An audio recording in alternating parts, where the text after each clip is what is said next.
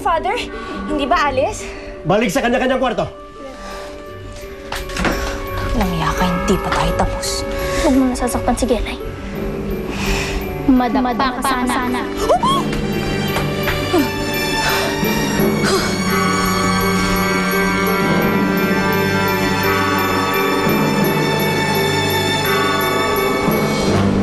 Ano ka na ba naman, Alice? Magandang araw po.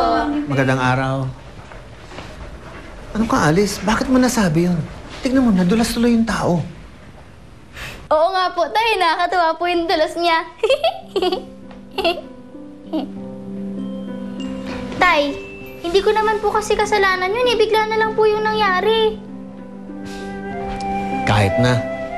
Siguro kailangan mag-iingat ka doon sa mga sinasabi mo. Hindi naman tama yun, no? Tay, wala ka po bang naalalang okasyon na malapit nang mangyari?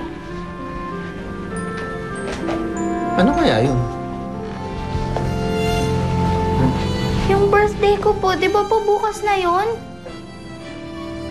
Bukas na ba yun? Tay naman wag mo po sabihin nakalimutan mo yun. Anak, paano ka naman makakalimutan yun? Hindi ba? Sa nakaraang 10 taon, tuwing darating yung petsa na yan, iiyak ka ng iyak. Oo nga po, Tay. Di ba po sabi mo, ayon sa kasabihan, iyak ako ng iyak kasi naalala ko ng mga magulang ko. Ang tunay kong magulang. Ano na po kaya nangyari noong mga nakaraang taon? Naalala pa kaya nila ako?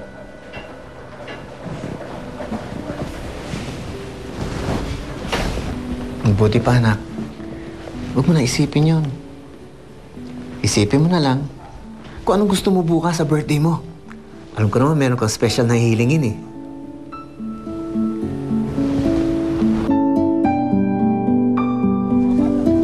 Talaga, si Alice. Ikaw naman, Alice. Sa lahat ng hihilingin mo, ito pa. Hindi ka ba nahiya kay Father? Okay lang yon. Maganda ngayon naisip ni Alice eh. Nang sa ganon, matutunan ng mga bata ang kahalagahan ng pagtatanim ng puno sa gubat. Matagal ko na nga po itong pinaplano, Father eh. Buti na lang po pumayag kayo. Salamat po, ha? Wala nga naman. Saan ba tayo magtatanim niyan? Dito po. Ito na yun.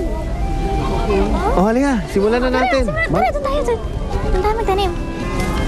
Ate Alice, happy birthday, ah. Salamat, Gelay.